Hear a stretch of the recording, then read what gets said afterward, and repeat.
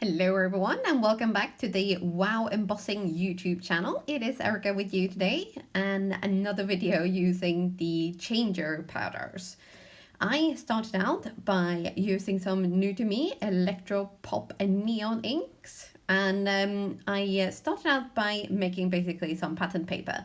I have I have wrapped a little bit of Hello Yellow, a loud lime, and eventually some blaring blue onto a sheet of acetate. Then with white cardstock, I have just dabbed up the color to kind of make a very random pattern. I didn't want to sort of like perfect. So you can see here I've added more ink to the paper and just dab and rub.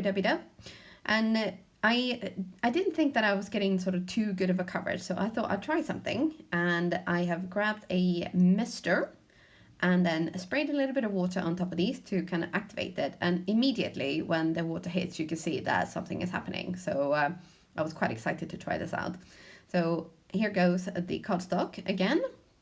I'm just gonna basically, it's kind of like ink smooshing but upside down, and this is just the Hello Yellow and Loud Lime, and I thought, well, that's not overly green. So I added a little bit of blaring blue, spritzed a little bit more water, and this created a very, very nice pattern. And even though it looks very cubey on the acetate, once it's been activated with the water and added to the cardstock, it didn't. And because I'm going to cut out shapes out of this later on, it didn't really matter whether it was, not too nicely smushed together.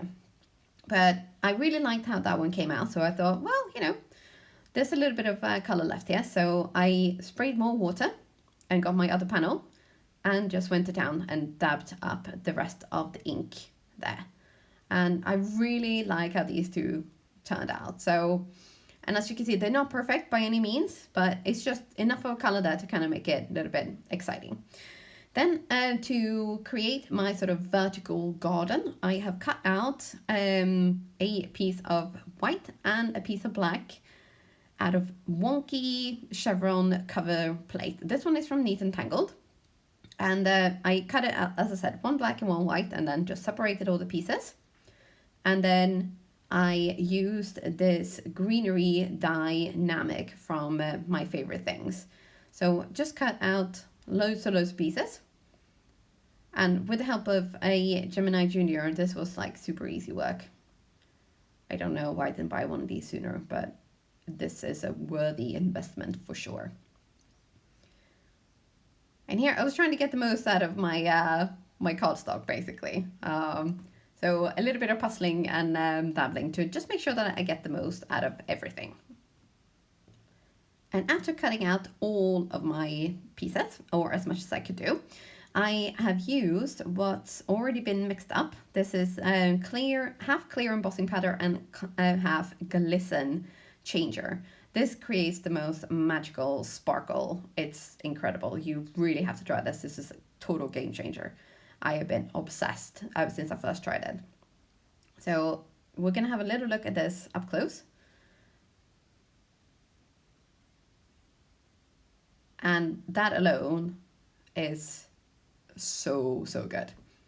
I love it. This is, like I said, game changer. Cannot overstate this.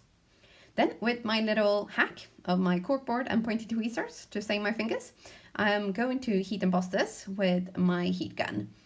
And usually when I use any type of glitter, I try to heat it from underneath to make sure that as much as the glitter stays on top. But with the clear gloss mixed in, it does seem to stick a little bit better. So that is another plus. And look at that.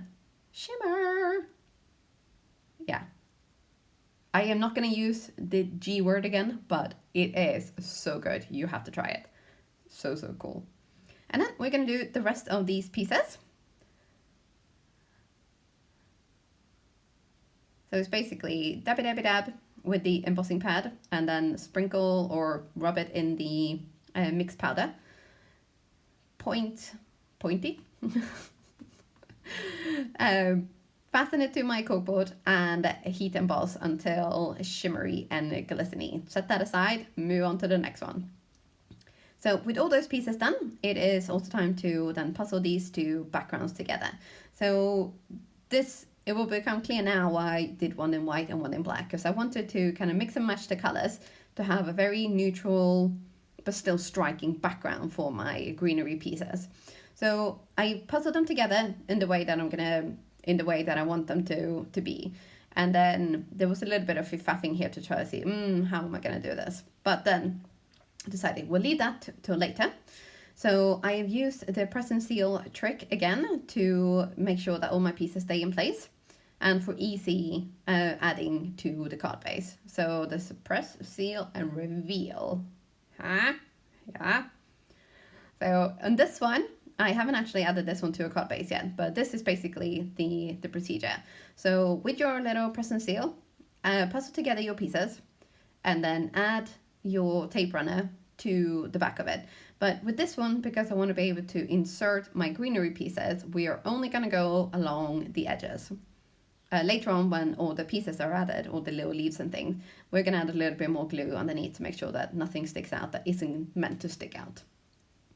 And when you do something like this, it's, I find anyway, super easy to use these tape runners that have like the little slotted tape, because then if you go over the edge, it's so easy to get rid of the excess. It just comes off with the press and seal. And then a little bit more was added on that side then. And then we're going to get our card base and basically just turn this upside down and stick it down, and that is it. So much less hassle than by adding these pieces one by one, especially that skinny frame. So press, seal, and you know it's coming, don't you? Reveal. I don't think that's ever gonna get old. All right, so with my card bases finished, and as you can see, these are just black and white, super easy, super clean.